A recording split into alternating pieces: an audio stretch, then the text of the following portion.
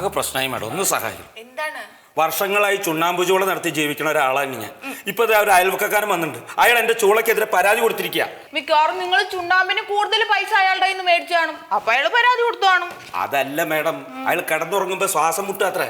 അയ്യോ, അതിനൊരു ഡോക്ടറെ കാണിച്ചാ പോരെ? അതെ, അത് അയാൾ എന്നോട് പറഞ്ഞു, ഞാൻ ഏത് ഡോക്ടറെ വെച്ചാൽ കാണിക്കാലോ. പക്ഷെ അയാൾ അങ്ങനെയല്ല ചെയ്ത്, പരാതി കൊടുത്തിരിക്കുക.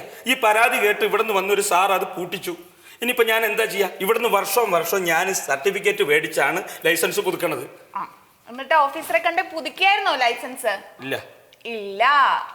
നിങ്ങൾ ഈ കക്ക വാരി ചൂളയിലിട്ട് വെള്ളമൊഴിച്ച് തീ കത്തിച്ച് ചുണ്ണാമ്പുണ്ടാക്കുന്നത് പോലെ ഞങ്ങളുടെ ഓഫീസറെ കണ്ട് അതിൻ്റെതായ രീതിക്ക് സംസാരിച്ച് തണുപ്പിച്ച് കൊടുക്കേണ്ടതൊക്കെ കൊടുത്തിട്ട് ലൈസൻസ് പുതുക്കണം. കൊടുക്കേണ്ടതൊക്കെ കൊടുത്തിട്ട്? അതെ. എന്നാ ശരിയാവൂലേ? ഞങ്ങളുടെ ഓഫീസറെ പോയി കണ്ടോളൂ.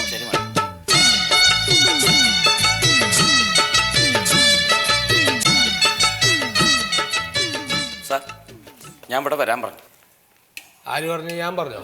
അല്ല സാറ്, ഇന്നലെ ഞാൻ ഇല്ലാത്ത നേരത്ത് ചുണ്ണാമ്പ് ചൂളയില് വന്നിട്ട് ഇനി ഇത് കത്തിക്കണമെങ്കിൽ ഇതിന്റെ ഉടമസ്ഥ ഇങ്ങോട്ട് വരണം എന്ന് പറഞ്ഞു. ഓ സുഗതൻ. എന്നിട്ട് ഇപ്പൊ ഇതുവരെ കത്തിച്ചില്ല? സാറേ, എന്റെ കഞ്ഞിക്കലാണ് സാറേ ചുണ്ണാമ്പ് ചൂള.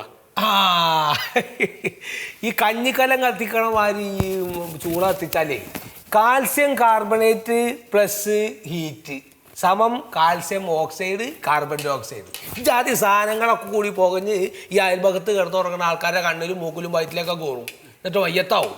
സാർ, ഇങ്ങനെ പോയാൽ ഞാനും പട്ടിണി കിടന്ന് മജ്ജത്താവും. സാർ, ഇന്നലെ വരെ ഒരു പ്രശ്നം ഉണ്ടായില്ലേ സാറേ? ഇപ്പൊ പുതിയതായിട്ട് വന്നിട്ടുള്ള അയൽവക്കക്കാരൻ അല്ല, അയാൾ എന്റെ ചൂളയുടെ അടിയിൽ തന്നെ വന്നിട്ട് വീട് വെക്കേണ്ട വല്ല ആവശ്യമുണ്ടോ? അതുകൊണ്ടല്ലേ എനിക്ക് ഈ പ്രശ്നം മുഴുവൻ ഉണ്ടായത്. 1986 എൻവോൺമെന്റ് ആക്ട് അറിയോ? തനിക്ക് അറിയോ? എന്താ ചിരിക്കണേ? അല്ല, ഞാൻ ഇതേമാതിരി ലൈസൻസ് പുതുക്കാൻ ആദ്യമായിട്ട് സാറിന്റെ അടുത്ത് വന്നപ്പോഴേ സാറ് ഒരുപാട് റൂൾസും ഇതൊക്കെ പറഞ്ഞു. പക്ഷെ പിന്നെ അതൊന്നും വേണ്ടുവന്നില്ല ഞാൻ. എന്നിട്ട് എങ്ങനെ ഇപ്പൊ അത് ശരിയാക്കി തന്നെ? ഞാൻ അല്ല, അന്ന് സാറ് പറഞ്ഞില്ലേ ഒരു 300 രൂപ തന്നാൽ പിന്നെ എല്ലാം ശരിയാവും. പിന്നെ ഒന്നും വേണ്ടി വന്നില്ല. എന്നപ്പം ഞാൻ ആ റൂളൊക്കെ മാറ്റി. അയ്യോ, ചതിക്കരുത് സാറേ, എങ്ങനെയെങ്കിലും ശരിയാക്കി തരണം. അല്ല, അത് ശരിയാക്കി തരും. റൂള് ചെറുതായിട്ടൊന്നും മാറ്റിയെന്നുള്ളൂ. അപ്പൊ അങ്ങനെയല്ല എൻ്റെ റൂള്. ഒരു 1000 രൂപ തൻ്റെ പോക്കറ്റിൽ നിന്ന് എടുക്കുക. എൻ്റെ ജീപ്പ് കിടക്കണ്ട അവിടെ ഓഫീസിന്റെ പുറത്തേ. അപ്പൊ അതിന്റെ ഉള്ളിൽ കൊണ്ടുപോയിട്ട് ഈ 1000 രൂപ ഇടണം. അപ്പൊ പിന്നെ ചുണ്ണാമ്പ് ചൂളന്ന് പുകയൊന്നും വരില്ല അല്ലേ? ആ കാര്യം ആലോചിച്ചിട്ട് തന്റെ തല പോക്കണമെന്നില്ല. ഇപ്പൊ പറഞ്ഞ കാര്യം അങ്ങോട്ട് ചെയ്താൽ മതി. ഇട്ടിട്ട് അങ്ങോട്ട് പോയാൽ പറ്റില്ല. എൻ്റെ ആ ജീപ്പ് ഒന്ന് തള്ളി തരണോ? അപ്പൊ തന്റെ പരാതി ഇവിടെ വന്ന് ഞാൻ ഇവിടെ അങ്ങോട്ട് തള്ളി തറയും. അപ്പൊ ഒരു കുഴപ്പമുണ്ടാവില്ല. അപ്പൊ കുഴപ്പമുണ്ടാവില്ല. എന്നാ പിന്നെ ഞാൻ സമയം കളയേണ്ട, ജീപ്പിന്റെ അവിടെ പോയി വെയിറ്റ് ചെയ്യാം. വെയിറ്റ് ചെയ്യായിരിക്കും നല്ലത്. ഇപ്പൊ പുറത്തം കിട്ടി.